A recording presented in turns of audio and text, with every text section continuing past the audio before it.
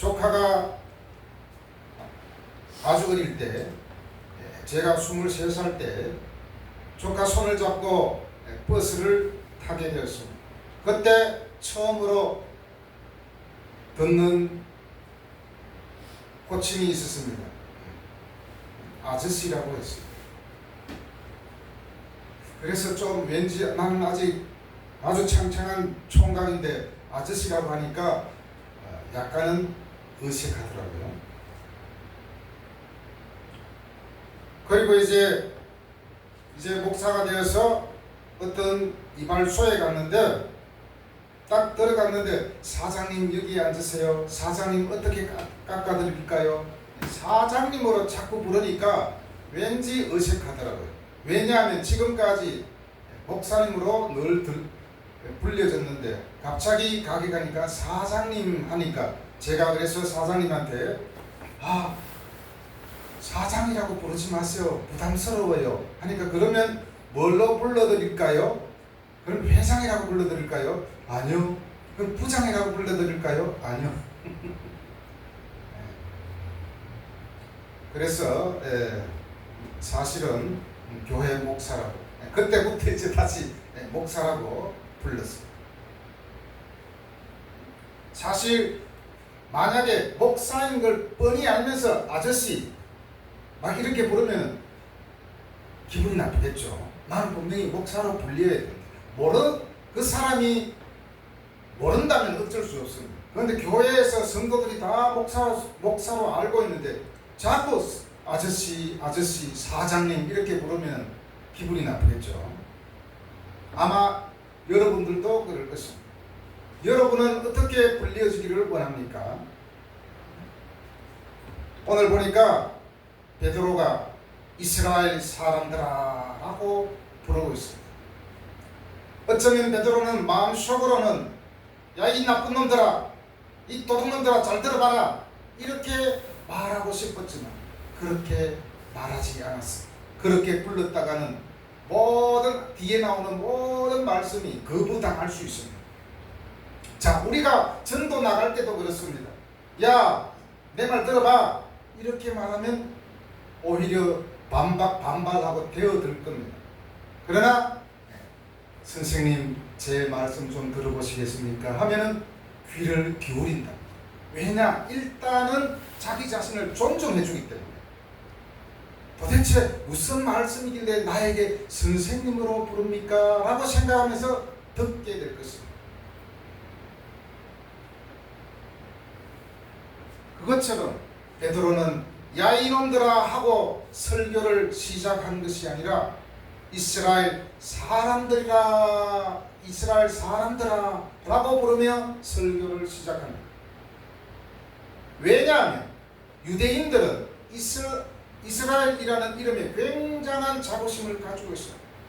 그들에게는 선민 사상이 있었기 때문에 이스라엘 사람아 이렇게 불러야 돼요. 야 이놈들아 하면은 돌 맞아 죽을 수도 있습니다. 이스라엘과 이스라엘 사람은 유대주의에서 최고의 언약과 소망을 대표하는 그런 말입니다. 그래서 베드로가 이렇게 정중하게 이 표현을 사용한 것입니다. 이 표현을 사용하게 된 것은 구약에 있는 설교의 배경을 생각하고 사람들을 자극하지 않기 위해서입니다. 그리고 이 말을 들으라고 하는 것은 지금 그것을 행하라는 뜻도 포함되어 있습니다. 베드로는 자신이 지금부터 선포하는 내용을 듣고 행하라고 하는 것입니다. 여기서 또한 들으라에는 결단을 요청하는 그런 말입니다. 들으라.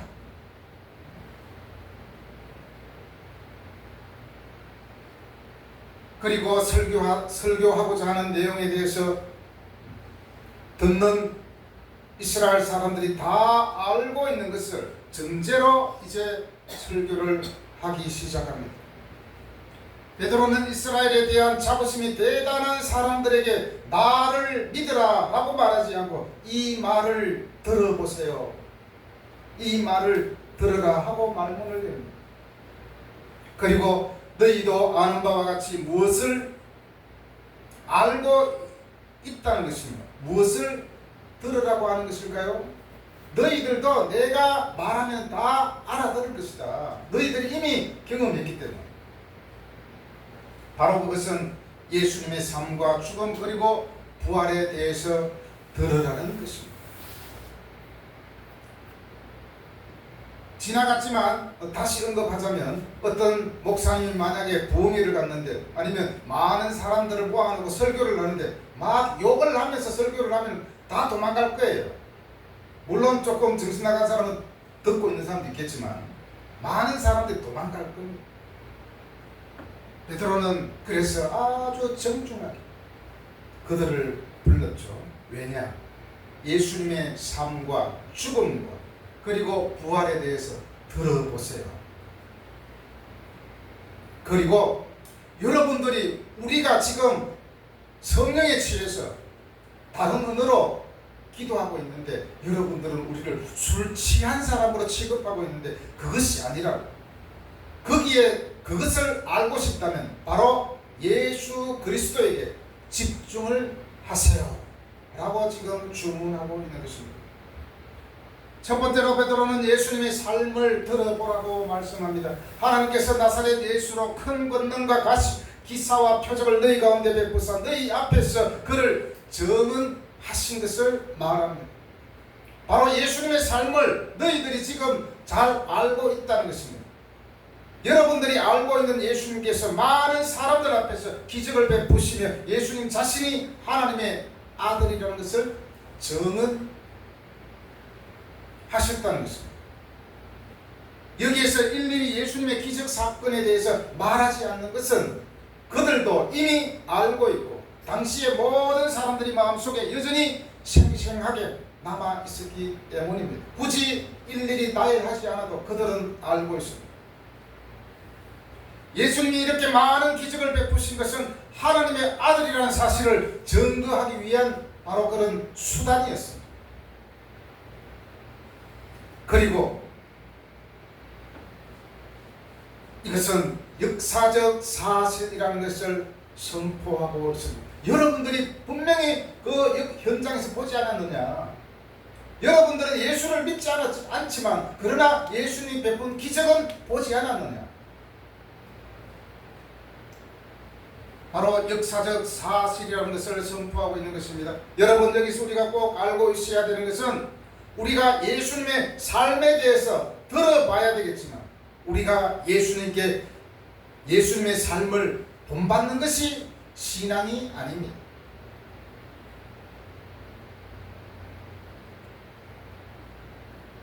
예수님의 삶을 우리가 삶에 대해서 듣고 그것을 본받으며 살아가는 것이 우리의 신앙이 아니라 바로 예수 자체에 대해서 믿는 것이 신앙입니다. 예수님 자체가 신앙의 대상이지 예수님의 삶이 우리 신앙의 대상이 아닙니다. 예수님이 나에게 있어서 바로 누구냐라는 것입니다. 마태복음 16장 16절에서 말씀하셨죠. 주는 그리스도시요 살아계신 하나님의 아들입니다. 베드로가 예수님을 고백한 신앙 고백입니다. 나에게 있어서 예수님은 누구냐? 그것이 문제이지 예수님의 어떻게 살았느냐? 우리도 그 삶을 쫓아서 살아가 보자. 이것은 신앙이 아닙니다. 궁극적 목표가 아니라는 거죠. 우리는 예수님을 추구하면 어느 정도는 닮아갈 수 있지만 완벽하게 예수님과 같이는 못 됩니다. 같이 되면 내가 예수가 되는 거죠. 베드로가 고백한 주는 그리스도시요 살아계신 하나님의 아들입니다. 바로 이 고백이 우리의 신앙입니다. 예수님이 하나님의 아들이라는 사실, 예수님이 우리의 구원자라는 사실, 예수님이 너희들이 기다리는 바로 그 메시아다. 그것을 믿는 것이죠. 그 믿음도 사실은 우리가 가지는 것이 아니라 성령님께서 우리에게 조명을 해주셔야 믿음으로 고백할 수 있는 거죠. 우리의 믿음이 우선순위가 아닙니다. 그리고 예수님의 삶을 본받는 것이 우선순위가 아닙니다. 예수를 바로 믿는 것입니다. 바로 이러한 신앙으로 우리는 하나님 말씀에 순종하면서 살아가는 것이 하나님 사람들의 몫인 줄로 믿습니다. 그리고 두 번째로 무엇을 들으라 했습니까? 예수님의 죽음에 대해서 들어보라는 것입니다. 예수님이 십자가에서 죽은 사실에 대해서 여러분들은 들어보세요. 왜 예수님이 죽었는지. 어떤 사람들은 고난주간에 이렇게 막 울지 않습니까? 막 울어요. 왜 울어요? 그러니까 아유, 예수님이 십자가의 그 고통을 참으면서 얼마나 아팠을까요? 너무 마음이 짠해요. 너무 불쌍한 마음이 들어요. 그래서 우는 사람이 있다는 거죠. 실제로 예수님이 왜 불쌍해요? 예수님이 불쌍해서 예수님이 너무 아프실 것 같아서 내 마음이 아프대요.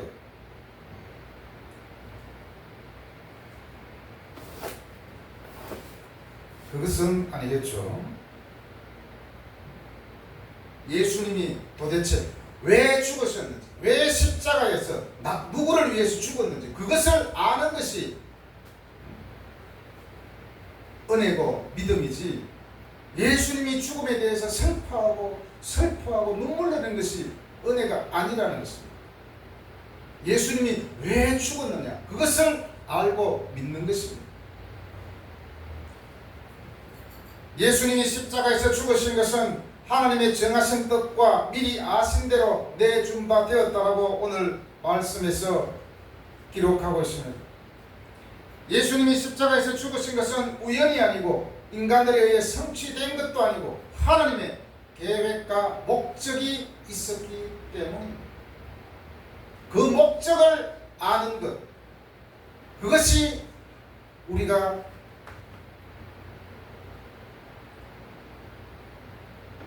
해야 될 일이 아니겠습니까? 물론 하나님께서 정하신 뜻으로 십자가에서 예수님이 죽었지만 그렇다고 예수님을 죽인 너희들은 그 책임에서 피해갈 수 있다는 것이 아니고 너희들은 피해갈 수가 없다. 비록 하나님께서 정하신 뜻에 의하여 예수님이 십자가에서 죽었지만 그러나 너희들은 예수님을 십자가에 못 박은 너희들은 그 책임에서 피해갈 수가 없다는 것이 베드로 설교의 내용입니다. 하나님의 뜻으로 미리 계획하셨다고 하는데 하나님의 계획은 무엇입니까? 네, 우리가 잘 알고 있는 21절 누구든지 주의 이름을 부르는 자는 구원을 받으리라. 바로 구원을 위해서입니다. 인류의 구원을 위해서. 그것이 바로 하나님의 큰 목적이고 계획입니다. 하나님의 뜻 가운데 십자가에 죽으신 예수님이 우리를 구원하기 위해 이 땅에 오셨다는 것입니다. 여러분, 이런 예수님의 이름에는 바로 권세가 있습니다. 죄를 사할 수 있는 권세가 있습니다. 바로 이 이름을 부르는 자는 구원을 받을 것이라, 그렇게 베드로는 강조하고 있습니다. 예수님이 죽으신 이유는 바로 우리들을 위해서, 우리 자신을 위해서 죽으셨습니다.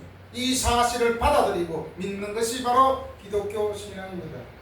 로마서 8장 32절에서 말씀합니다. 자기 아들을 아끼지 아니하시고 우리 모든 사람을 위하여 내주시니가 어찌 그 아들과 함께 모든 것을 우리에게 주시지 아니하겠느냐. 여러분, 하나님께서 유일하신 예수님을 아끼지 않고 우리에게 보내신 것은 누구든지 주의 이름을 부르는 자에게 구원을 주시기 위해서라는 것입니다. 비록 십자가에 예수님을 못 박은 죄인이라 할지라도 단지 주의 이름을 부르는 자는 구원을 주실 것이라는 것입니다. 그리고 이렇게 우리를 위해 하나님의 아들까지 보내주셨는데 모든 것을 주시지 않겠냐고 라고 말씀하는 것입니다. 여러분에게 부족한 것이 무엇입니까? 아들까지 내어주신 우리 하나님께서 우리의 부족함을 채워주실 것이라는 겁니다. 여러분 인생에서 성공하고 싶습니까? 아낌없이 주는 하나님께 예수님의 이름으로 구하십시오. 그러면 하나님께서 채워주신다고 성경은 말씀하고 있습니다. 베드로는 이스라엘 사람이라는 것에 굉장한 자부심을 갖고 있는 사람들에게, 그들이 십자가에 못 박았던 바로 그 예수님이 우리의 주님이시다, 그분이 바로 그리스도이며 메시아이다 하는 것을 전하고 있는 것입니다. 우리에게도 말씀합니다. 너 하나님의 사람들아, 우리를 위하여 십자가에서 죽으신 예수님이 하나님의 아들이고 메시아이니라. 이 믿음의 확신을 가지고 살아가라고 주문하고 있습니다. 하나님께서 분명히 여러분들이 복된 삶을 분명히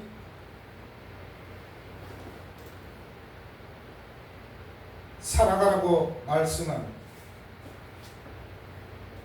예수 그리스도가 하나님의 아들인 사실을 믿고 그의 죽음이 우리를 위한 것이고 그의 부활이 우리의 영원한 생명을 위해서 이루어졌다는 그 사실을 믿고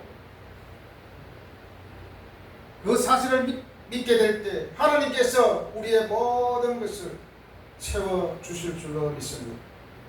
지혜가 부족하면 기도하십시오.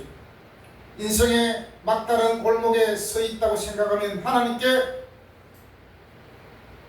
기도하시기 바랍니다. 하나님께서 길을 열어주실 것입니다. 네, 다 자고 있네요.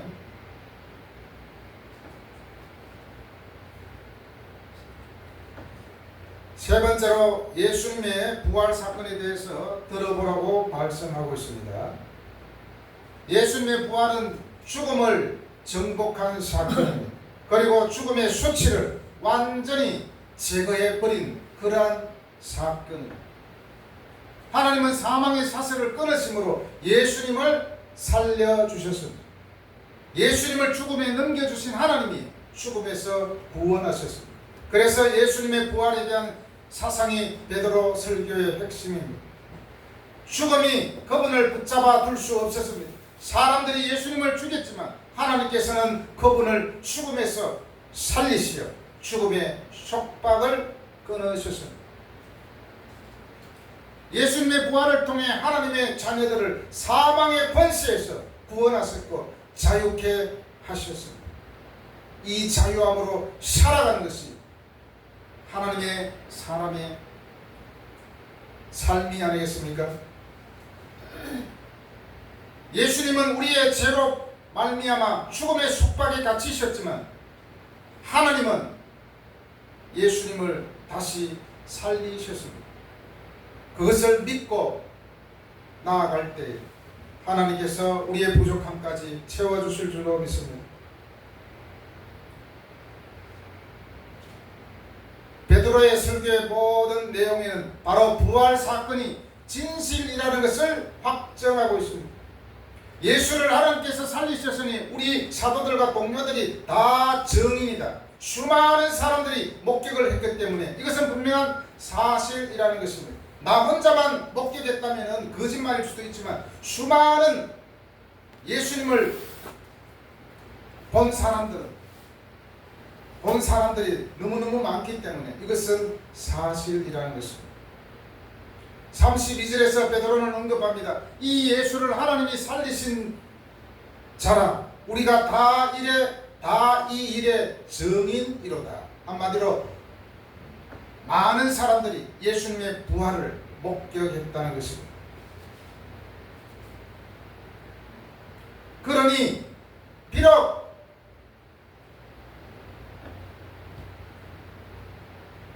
너희가 죽인 예수님이지만 그분의 이름을 부르면 구원을 받을 것이라고 외치는 것입니다. 이런 부활의 진실 위에 교회가 세워지고 복음이 전해졌습니다. 이것을 믿는 우리는 하나님의 자녀들이고 예수님을 따르는 자들입니다. 그렇기 때문에 우리는 하나님의 사람이라는 사실의 자부심을 가지고 살아가는 것입니다. 너 하나님의 사람아 주의 말씀을 들으라. 이제 베드로는 자신의 설교를 입증하기 위해서 시편 16편 8절 11절에 나오는 다윗이 고백한 말씀을 인용하고 있습니다. 25절에서 다윗이 말합니다. 시편 16편에서 인용한 것, 다윗은 주로 자신과 자신의 고난에 대해 썼지만 이 구절에서는 하나님의 그 거룩하신 분이신 그의 몸이 썩지 아니하시는 분으로 예수님에 대해 이야기하고 있습니다. 27절 다 같이 읽어보겠습니다. 이는 내 영혼을 음부에 버리지 아니하시며 주의 거룩한 자로 썩음을 당하지 않게 하실 것이므로다.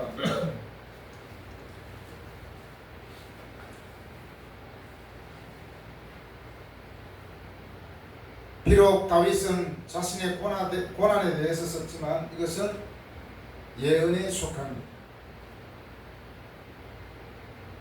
25절에서 다윗이 그를 가리켜 이르되 내가 항상 내 앞에 계신 주를 배웠으며 나로 요동하지 않게 하기 위하여 그가 내 우편에 계시도다. 바로 성천하셔서 예수님 우편에 계시다는 그 사실을 이미 다윗으로부터 예언하게 됩니다. 계속해서 다윗이 언급합니다. 그러므로 내 마음이 기뻐하였고 내 혀도 즐거워하였으며 육체도 희망에 그하리니 이는 내 영혼을 음부에 버리지 아니하시며 주의 거룩한 자로 썩음을 당하지 않게 하실 것이미로다. 바로 이 말씀은 예수님의 부활과 하늘에 오르셨다는 것을 예언하는 말씀입니다. 성경에 나오는 모든 예언은 하나님의 뜻 가운데 있어진 것들입니다. 구약의 예언은 오실 예수님에 관한 것이고 신약에서 예수님에 대한 예언은 다시 오실 예수님에 대한 예언입니다. 하나님의 계획은 부활로 끝나지 않았습니다. 2장 33절에서 하나님이 오른손으로 예수를 높이심에 그가 약속하신 성령을 아버지께 받아서 너희가 보고 듣는 이것을 부어주셨느니라. 이스라엘 사람들, 바로 너희들이 우리들을 술 취한 것으로 조롱했지만 우리는 예수님께서 하늘에 오르셔서 하나님께 성령을 받아 우리 모두에게 부어주셨다고 선포하고 있습니다. 바로 너희들이 십자가에 못 박아 죽었습니다. 법도 없는 저 이방인들에게 우리들을 내어 주었지만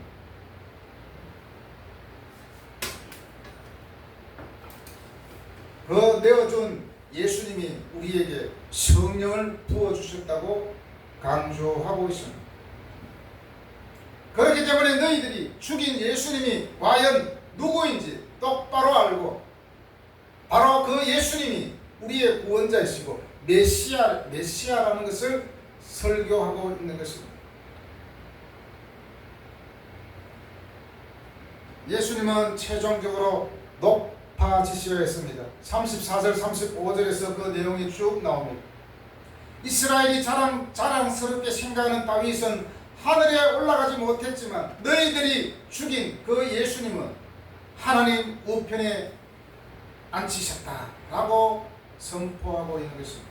이제 태초부터 하나님께 속했던 그 지위를 하나님 아버지와 동등하게 되셨다고 강조하고 있습니다.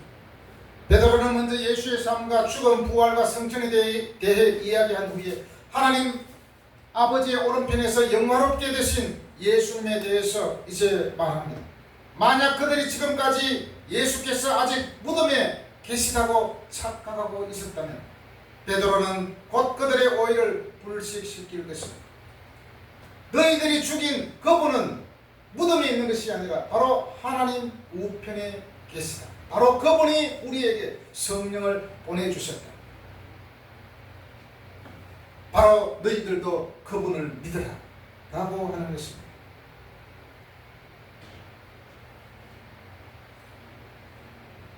이제 그들은 자신들이 죽였던 그분께서 지금 하늘에 계시며 언젠가 그 앞에서 심판을 받아야 할 존재라는 사실을 들어야만 했습니다.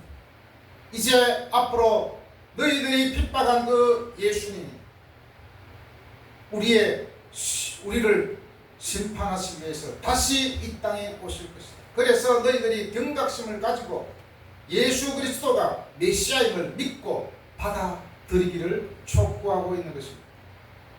사랑하는 여러분, 예수님은 하나님의 뜻 가운데서 우리를 위해서 고난받으시고 죽으셨습니다. 그리고 우리에게 부활의 소망을 주시기 위해서 하나님께서 예수님을 살리셨습니다. 예수님은 부활의 첫 열매가 되셨습니다. 그리고 성경에서 장차 예수님은 다시 오실 것이라고 예언하고 있습니다. 이 사실을 믿고 살아가는 것이 성령을 받은 사람들의 삶입니다. 바로 그 예수님께서 지금도 하나님의 우편에 계셔서 우리를 위하여 탄식하고 기도하고 계신다고 성경은 말하고 있습니다. 예수님의 이름으로 하나님께 우리가 구할 때 하나님은 우리의 기도를 들으시고 우리들을 모든 인생 항로에 함께 하신다는 사실을 믿고 살아가는 여러분이 되시기를 예수님의 이름으로 축원합니다. 기도하겠습니다. 하나님 아버지 감사합니다. 베드로는 기독교 최초의 설교를 하면서 예수님은 하나님의 아들이고 또한 예수님은 그의 삶을 통해서 모든 기적과 이적과 표적을 보이시며 하나님을 증거하셨고 하나님의 아들임을 증거하셨고 바로 그분이 부활하셔서 성천하셔서 지금도 하나님 우편보좌에 앉아서 우리를 위하여 탄식하며 기도하고 있습니다. 하나님 아버지, 자고로 우리 삶 속에 예수가 누구인지 그 예수님을 통하여서 또한 예수님이 보내주신 성령 안에서 우리가 힘있게 살아갈 수 있도록 주여 도와 주옵소서. 말씀과 기도와 삶을 통하여서 성령의 충만함을 누리게 하시고 성령 하나님께서 우리가 힘들고 어려울 때마다 낙심치 않게 하시고 주의 말씀과 주의 은혜가 기억나게 하여 주옵소서. 이것을 믿고 살아가는 우리 세계비전교회 모든 성도들이 될 수 있도록 주여 축복하여 주옵소서.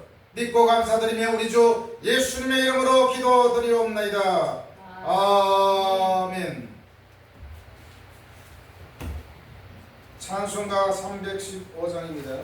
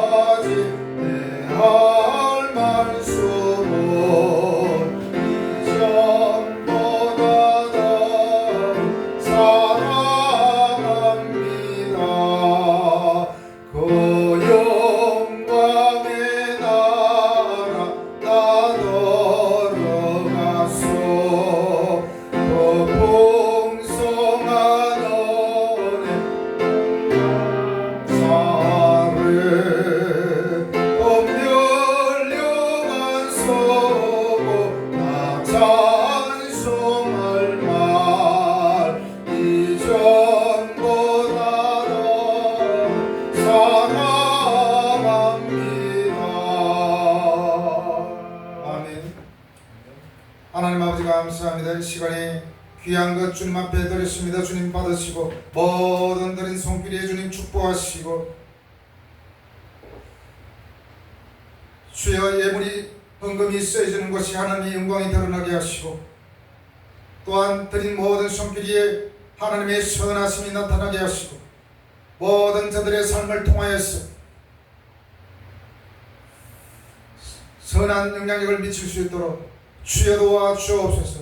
우리 세계 비전교회를 복되게 하셔서 많은 사람들에게 선한 영향력을 미치며 빛과 소금의 역할을 잘 감당할 수 있도록 주여 도와주옵소서.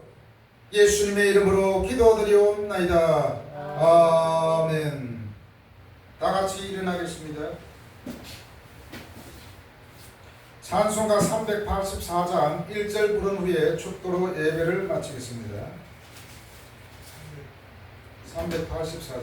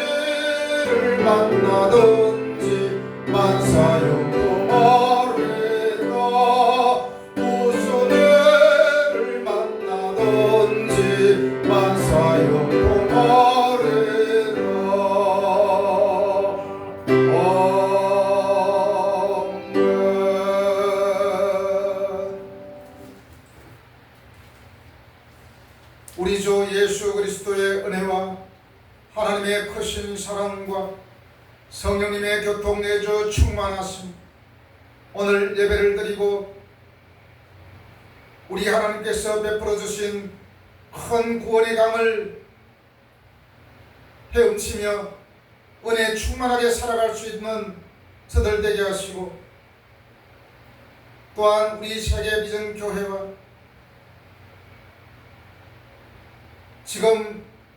지금도 세계 곳곳에서 주를 위하여 헌신하는 모든 선교사들 머리 위에 지금부터 영원토록 함께 있을지어다.